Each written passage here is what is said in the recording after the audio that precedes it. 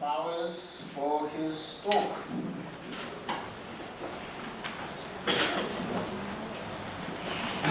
Well, thank you very much indeed. I'm delighted to be here, although, as ever, less delighted to be placed right after Edward Lucas, who was always quite an act to follow, and has stolen small parts of my thunder. But in some ways, what I want to do is I'll be talking precisely about outsourcing of political war, gangsters, hackers, militias, and all kinds of other different things.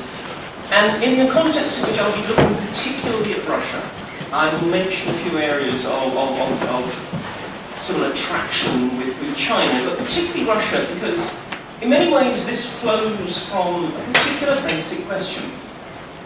How can a country with, as Edward said, an economy the size of Italy's apparently be able to muster and launch a challenge against the entire global Western order?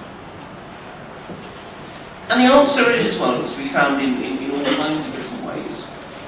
In part because it is, and we'll go back to this, essentially mustering political will. In part because it is willing to take chances that other countries aren't. But also in part because precisely it has, by accident in many ways, hit upon a reality about, in my opinion, the changing nature of war. War, as we think of it, with tanks and guns and missiles, has become phenomenally expensive. Expensive in cash terms, but also in political terms. For a single F-35 fighter, a new, all-seeing, dancing stealth fighter, you could buy, even when we adjust for inflation since then, the entire Royal Air Force fighter fleet that fought the Battle of Britain against the German bombers in World War II for one F-35. And generally, war has got pricing. And now that economies are also inextricably interlinked, what you do to one country actually will come back to bite you as well. So war, in shooting terms, is less and less appealing, and especially when you are a smaller, weaker country, and Russia is not the Soviet Union. However, there is a flip side. Precisely because of all that interlinking, precisely because of the economics of modern conflict, that more and more we will see conflict between nations, competition between nations, moving out into a whole realm of non-kinetic, to use the jargon, forms. It will be fought through politics, through economics, through culture, through law, through all kinds of different alternative battle spaces. And as with every other aspect of modern life, we find outsourcing increasingly central to how governments operate.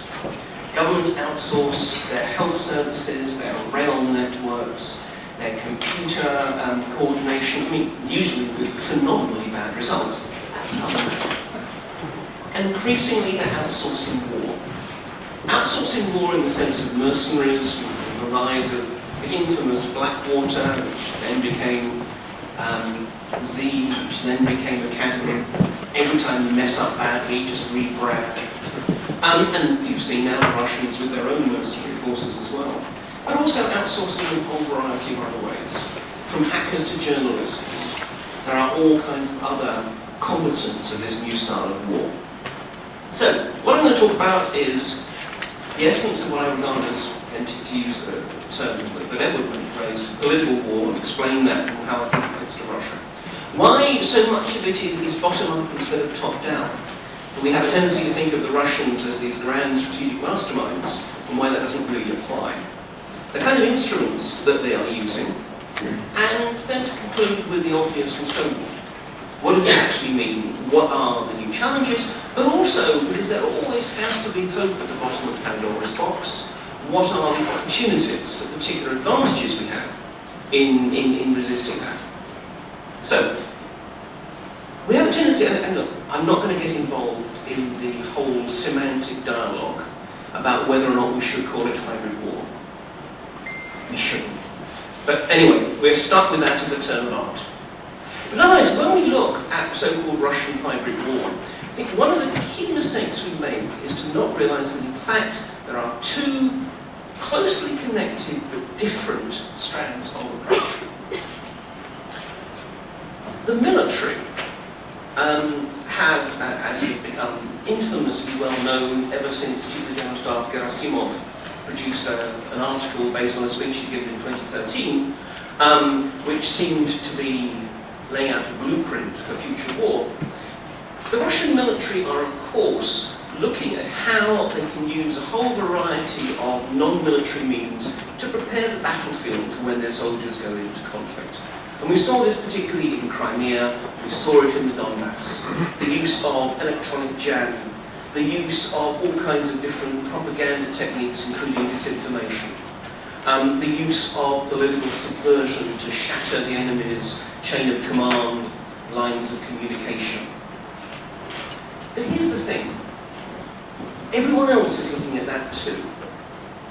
British, American, no doubt Lithuanian militaries are also, I think I'm illuminating the room, are also discussing precisely how you use that, because every war, since the dawn of history, has been hybrid. There has always been a propaganda element, because the essence of war is not to kill all your enemies. The essence of war is to shatter your enemy's will to resist. So just now, we have just so many more ways of doing it. The world has got darker. But the Russians talk about this a lot.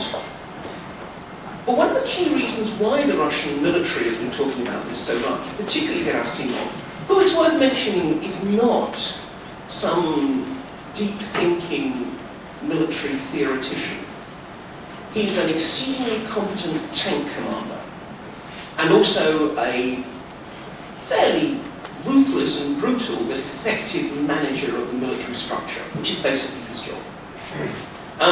But the point is, he is also, as Chief of the General Staff, the main advocate for a large and exceedingly expensive bureaucratic institution. Now, how do bureaucratic institutions in any system operate? Basically by trying to make sure they get as much money as possible from the central government, as many responsibilities and perks as possible. The reason why the Russians started talking so much about hybridная война, hybrid war, which they regard and present as a Western technique. They look at the Arab Spring risings. They look at the colour revolutions. Later on, they were going to look at Euromaidan, the Revolution of Dignity in Ukraine, and say, look, this was not about a people rising up against arrogant, unresponsive, corrupt and authoritarian regimes. No, this was clearly made in Langley. A little sidebar. Particularly at these times of Brexit insanity, it's always nice to find that the Russians still think of Britain as being in many ways their most ruthless and devious enemy. And I remember someone actually who was from the foreign ministry, quote unquote, saying to me, well, we know the CIA actually organised the Maidan, but it was probably the Brits who had the idea. So, at this time, if no one else in the world, and certainly no one else in Europe, regards Britain as being deviously efficient in all things, God bless the Russians.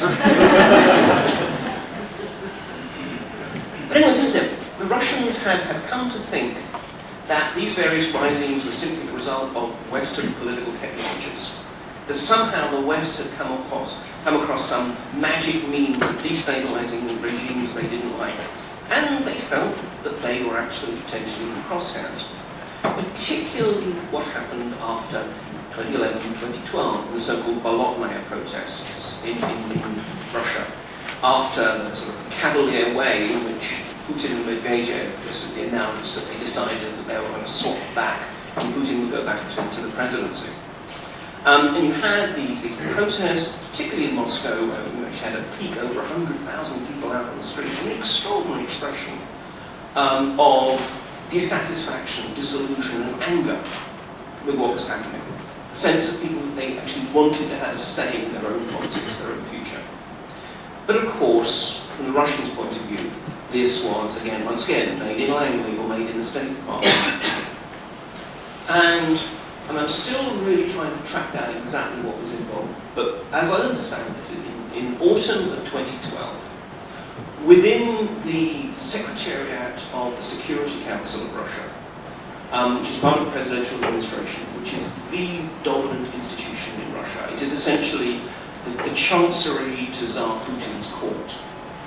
Anyway, within that Security Council Secretariat, I don't know if it was a report that was produced or a meeting, but there was something happened which identified Western destabilization and subversion as being the primary threat to Russia.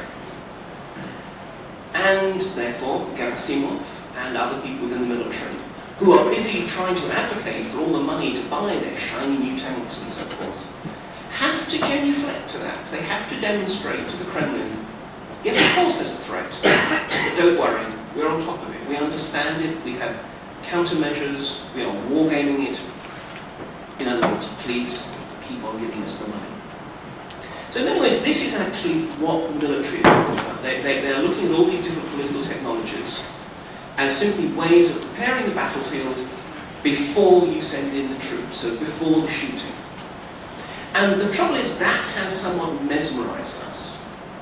The whole debates about, is Narva going to be the next place where we see the little green men coming or whatever. We're looking for the next military incursion.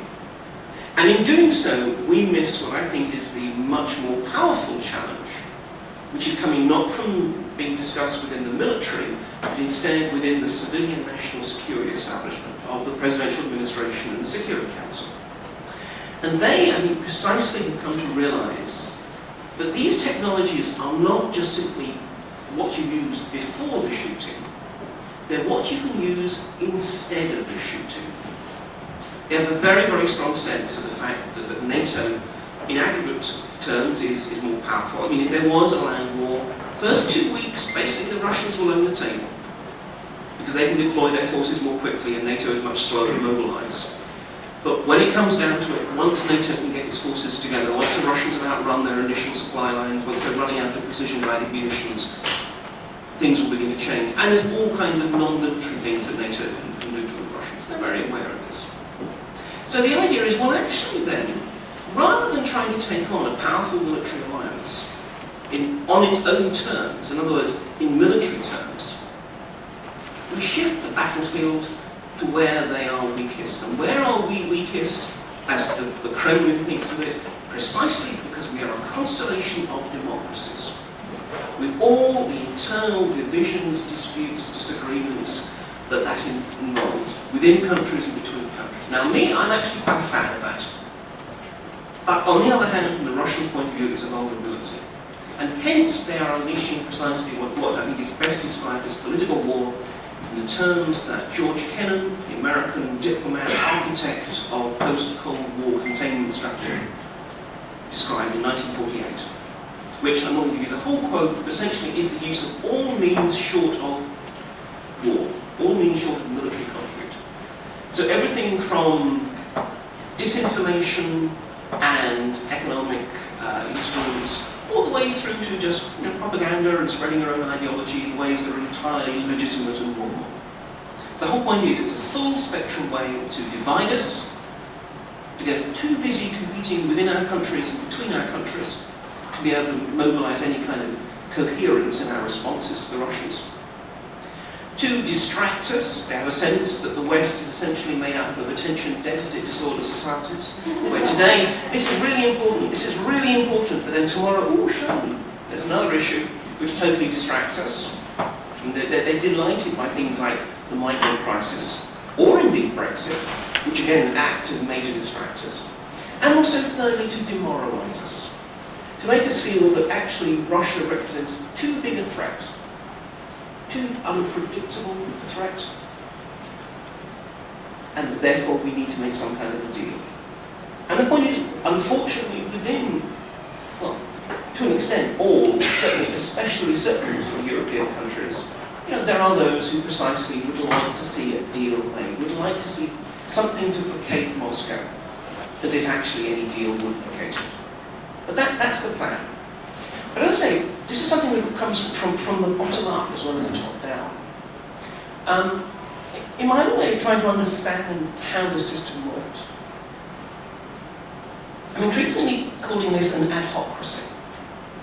By which I mean, this is a system in which actually your formal job title, whatever may happen to be written on your business card or your ID card, doesn't matter all that much.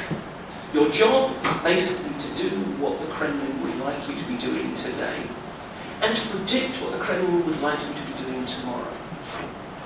There's been this massive deinstitutionalization of the state, something that predates Putin, actually. Again, it's one of these things that really go back particularly to the Yeltsin era, in which actually ministries don't really matter that much in most cases. Certainly ministers in most cases don't matter all that much compared with, let's say, Putin's favourites of the moment. So it's an incredibly fluid system in which people are constantly competing with one another, institutions are constantly competing with one another. You see this particularly within the intelligence agencies. And also, that this notion of Putin as this grand mastermind of geopolitics does not work. He is not a grand mastermind, he's not a chess player. He's actually quite lazy an autocrat as well, quite frankly. And therefore what actually happens is Putin, the Kremlin, on the whole, they've simply put out a sense of what they would like to see. And myriad Russian actors, individuals, institutions and so forth, scramble to try and basically please the boss. And they come up with their own ideas, they come up with their own suggestions, and half the time they don't even bother getting permission, if it's not a really big deal. If they fail, the Kremlin doesn't really care. It's invested nothing in this. It can deny any role. If they succeed, the Kremlin will pat you on the back, give you the government contract or the job or whatever it is you wanted. In this respect, it's very, very powerful because essentially it means that Putin has weaponized the imaginations and the ambitions of pretty much every Russian who wants to get involved in the whole state racket. So this is it. This is the kind of challenge we face. And secondly, Russia is an insurgent state. It does not accept what we might think of as the rules and the norms of the international system. I don't think the Russians want to destroy everything. To be perfectly honest, if you have a long land border with China, you do not want to see the world evolve into a total realm of anarchic Mad Max politics. But essentially, from Russia's point of view, and this is also something that China shares, the norms that we think are the appropriate norms for global interactions, they are Western rules that are there for the West's interests. So why should they care about them? Putin's Russia is essentially regards itself as being on a wartime footing. It feels it is in an existential struggle to keep Russia's proper place in the world.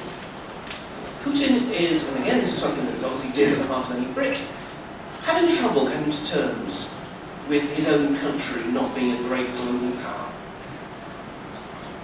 And as far as he's concerned, Russia is a global power because it's Russia, and that is Russia's birthright. So he wants us to accept it, and he realizes to do that, he has to break the rules, and doesn't mind doing that. So you have all these huge array of different instruments. Now, obviously, there are lots of state instruments used, the intelligence services and such like. But what's really striking about the Russian challenge is precisely the fact that this goes well beyond the state apparatus. Gangsters, we mentioned. See, in Estonia, we particularly had the case of Eston, the Estonian security officer, capo officer, who was kidnapped across the border by a Russian Federal Security Service snatch squad when he was investigating the cigarette smugglers. Something that seemed to have no kind of grand security implications. Until it turned out that those cigarette smugglers were being used for low-level intelligence gathering by the Russians, and also, in common with a lot of other Russian-based organised crime groups in Europe, were in effect being taxed for untraceable, what the Russians call черная касса, black account monies, which could precisely then be used for the kind of operational uses we've heard about, supporting political parties or media outlets or whatever. Hackers. Obviously, the Russian state has its own cyber capabilities, but many of the sort of large-scale attacks we've seen, from really, even before the 2007 Estonian ones, were ones where actually a much wider body was mobilized. Essentially, computer hackers who were involved in certain forms of, sort of law-breaking were informed both, this is your patriotic duty, and many of them got involved because they were enthusiastic patriots. But others were told, this is your patriotic duty, and you will follow it, because we know who you are, we know what you've been doing. And if the price for being allowed to continue to do your hacking is to be involved in state campaigns, and we've seen this also with Ukraine, then so be it. Militias and other groups, from whether we're talking about the combatants of the Donbass to the night wolf motorcycle gang that is increasingly sort of operating internationally, again, they're looking for deniable and also cheap, often, sources of potential violence.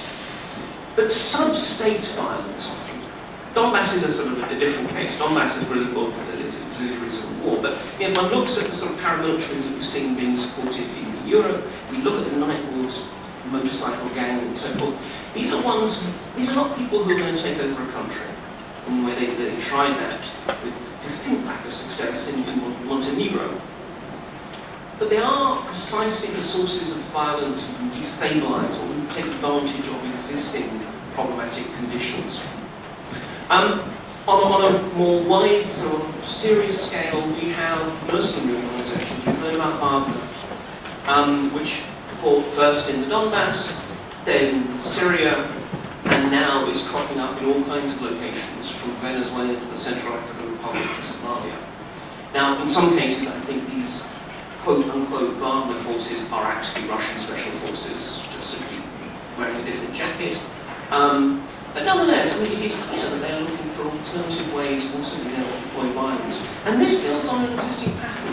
There are also Russian private security companies, like Moran Group and so forth, who've been involved in maritime security and countermining in ways that allows the Russian state to project power into areas where it can't necessarily, or doesn't want necessarily, to send its own troops. But more broadly, anyone can try and join the adhocracy. Anyone can play this game. We see, for example, oligarchs, some of whom are indeed dependent on the Kremlin's largesse and contracts and so forth, some of whom are close to Putin, politically or indeed socially. But others who just simply know that in these times, just simply to keep the Kremlin happy, every now and then you've got to give some money to the right cause or otherwise do the Kremlin's bidding. One of the fascinating things that came up from the Mueller inquiry was precisely that in fact you have oligarchs who would not normally be considered to be ideologically close to Putin, but nonetheless, who are clearly being encouraged to try and open up lines of communication into the Trump camp, with the understanding that if they're successful, then the Kremlin will seek to exploit that, and they will be rewarded. We have some mini-oligarchs, I say, not quite so oligarchs. People like such as Konstantin Malofeyev, who is a sort of a very strong Russian nationalist, great supporter of the Russian Orthodox Church, but was a crucial figure in arranging operations in Crimea, in the Donbass, and is now very active in the Balkans. Former head of Russian Railways, Vladimir Yakunin, now spends a lot of his time and his money with his own Dialogue of Civilizations think tank, which is a great way of precisely providing suitable, friendly political leaders and opinion formers in the West with chance to be flattered, be wooed, be invited to exceedingly luxurious conferences and such like. And all of these people doing these things precisely because they know that if they are successful, the Kremlin will look kindly upon them. And at a time when we're so worried about Huawei, we should also be thinking about all the many ways in which actually Chinese business is even more well-placed precisely to do the bidding. So, what does it all mean then? Well, on the one hand, the problem is that this is an incredibly diffuse threat and therefore hard to fight. There is no clear strategy. There is a broad desire to undermine the West's capabilities, particularly capabilities to do anything to stop Russia acting in the areas that really matter to it, such as Ukraine. But beyond that, there is no grand plan sitting in a drawer in the Kremlin. And often we spend a lot of our time, waste a lot of our time, trying to find that grand plan, trying to work out exactly what this is made of. This looks strangely contradictory. What's really going on behind it? Well, the answer is it is contradictory because it's half a dozen different actors who are not talking to each other, each doing something different.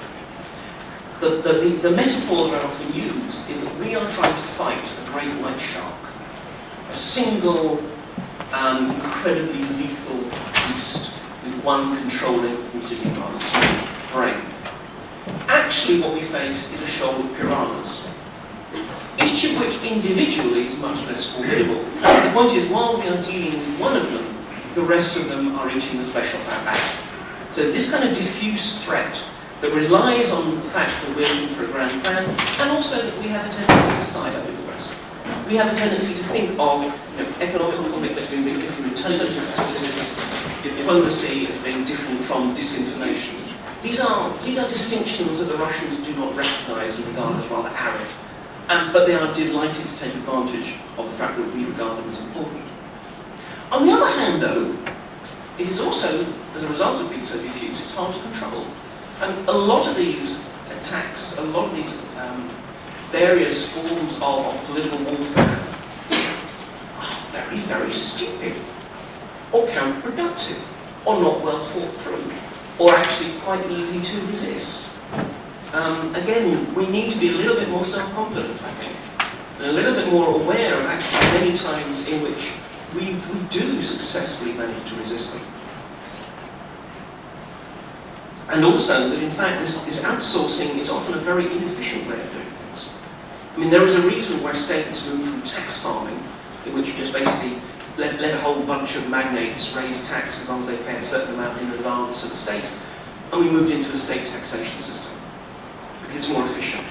Well, at the moment, the Russian state can't afford to actually run all these operations itself, so it relies on what are often purely self-interested structures. And we see that, for example, I'm particularly struck with the conflict in the Donbass, where most of the fighting is done by local militias from the LNR and DNR, quote-unquote, forces, which are really, really not very good most of the time. And what's more, they are very poor, hard to control. They're involved in all kinds of criminal activities, as much as anything else, stealing from the Russians who arm and support them. One of the reasons why every now and then you see flare-up of conflict is because some militia group decides it's getting a bit low on money for drink, triggers a firefight, claims that it shot off 20,000 rounds of ammunition when it only shot off 10,000 rounds, waits a few days for the convoy from Rostov-on-Don to bring it 20,000 rounds more, and sells the difference on the black market. And a lot of that is worth noting is sloshing back into Russia. Rostov-on-Don, from being one of the safest cities in the entire Russian Federation, now is one of the most dangerous because of the flow of violence and guns and battle-scarred individuals flowing back into what is basically the sort of the headquarters of the Russian effort into the Donbass. So again, let's be aware also of the weaknesses of the Russian method, rather than just be mesmerised by what they can do.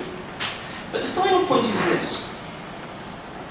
These are all campaigns and initiatives and attacks that are in effect defined by our weaknesses, by our failure to control dark money, and the way it can slosh through financial jurisdictions in the West so easily, and so easily often end up supporting unpleasant and divisive political movements and media outlets.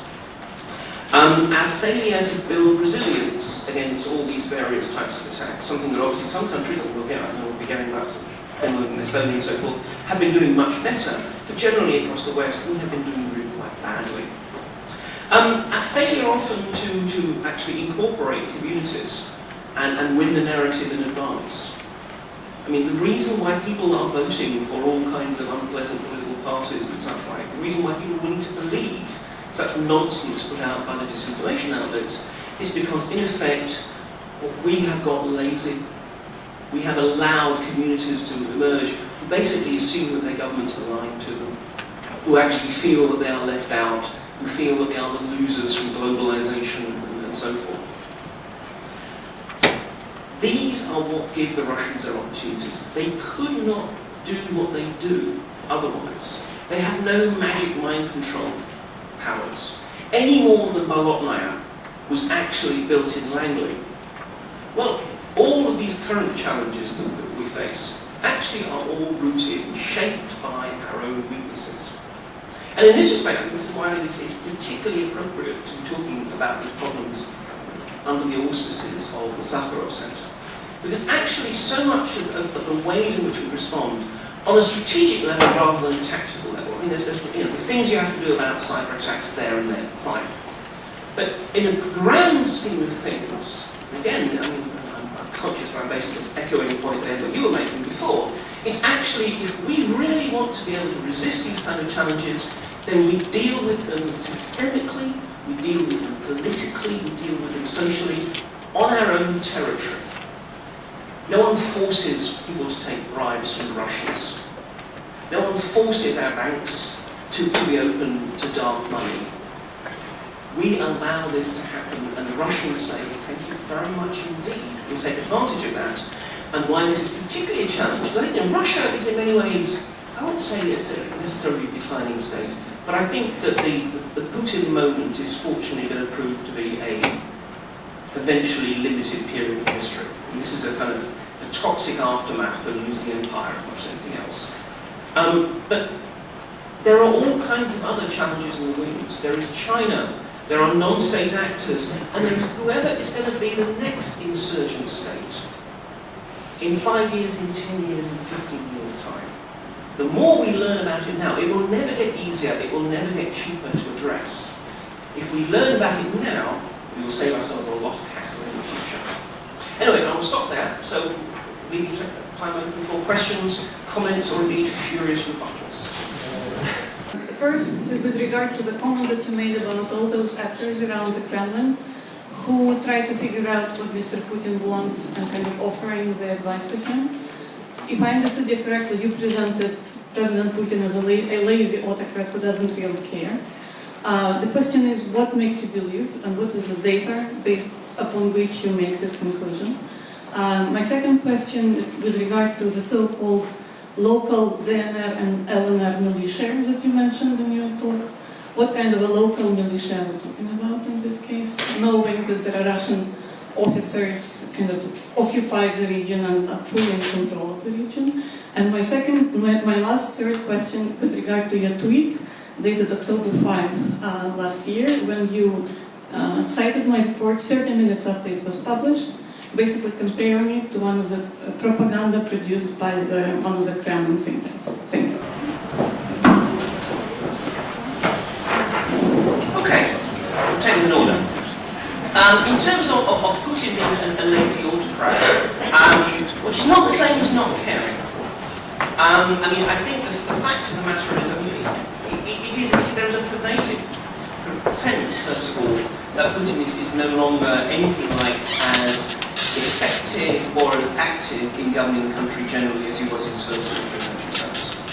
I mean, in fact, he scarcely even comes to Moscow, he scarcely travels as widely or whatever.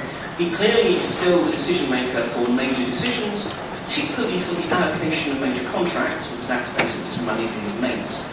But a lot of the other stuff he just doesn't bother with. I mean, someone I know that spouses is in the Ministry of Health said that in the first two terms, Putin was clearly never interested in health policy. That's not why he became president. But nonetheless, he would turn up to the meetings, he would be clearly well briefed, he would ask the right questions. Nowadays, if the Minister of Health wants a one-to-one with Putin, it can take 6 months to go on the presidential schedule. And there's a lot of things that he's just letting slide. But more generally, I mean, it is clear that there is a lack of any single controlling strategy. There is often this as I said, highly improvisational and indeed contradictory nature to Russian operations, even abroad, where it matters. And I said, I mean, that's not because he doesn't care, but in some ways, well, it's because he's not a micromanager. But also, it's precisely because I think they realise in many ways this is much, much more efficient and much, much more effective than actually just simply, rather than trying to imagine, well, what could we do to deal with this? Yes, you have state institutions trying to think that, but why not just encourage lots of other people to also get involved and also add themselves? It is, in effect, crowdsourcing political war. And that actually is quite effective. In terms of what's going on in the Donbass, again, yes, there are a lot of Russian officers embedded within both the militias and the command structures. The militias, they're made up, I mean, it's hard to have any kind of consistent figure. You know, clearly, most of the actual fighters are local. There are a lot of adventurers and others from other parts of Russia, but few from elsewhere. But I mean, one of the very reasons why militia commanders have a tendency to keep dying in mysterious explosions and ambushes, despite the fact that the authorities sort of claim that it's because of the Ukrainians. And suddenly the Ukrainians are meant to have these extraordinary special forces ninja who can penetrate, kill these people and exfiltrate without needing any evidence behind.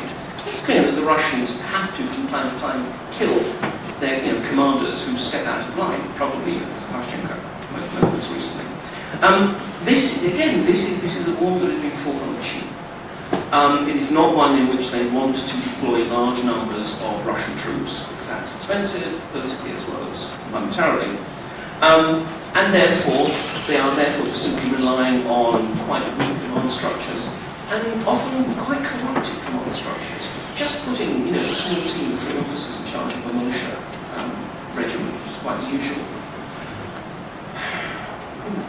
If they're getting the chance to make a lot of money as well by the criminal activities, which are so central to many militia activities, at what point do they stop being the Kremlin's guy in the militia, and at what point do they become the militia's guy liaising with the military command structures? So I think it's a much more kind of complex figure than just saying, oh, the Donbass forces are totally controlled on a day-to-day basis by the Russians.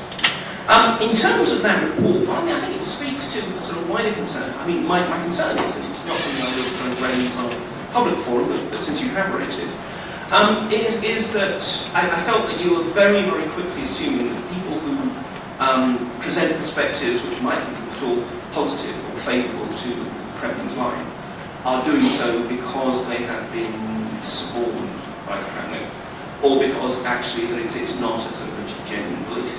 My view is actually that we have to accept within democratic structures that a lot of people will have very different perspectives. I think you're being way too quick to actually say, well, if there's one particular unit within a university, I'm going to call out that university and sort of charging it as all being involved. And generally, I mean, the tone, I am deeply worried, and this goes back to the point that Edward Lucas was making before. But we will not win this normative struggle with Russia by essentially beginning to have our own witch hunts, beginning to actually sort of seek out the subversives and damning them and so forth. And my concern was that's exactly what your report was painting away. It wasn't actually saying burn these witches, but it was, in my opinion, leading us in that direction and accepting. I mean, I think we need to accept that we need to have confidence in our democratic values, and that means accepting that there will be people who often will have deeply unpleasant, deeply muddle-headed views, but nonetheless genuine views for which there is a space. Thank you very much to everybody. And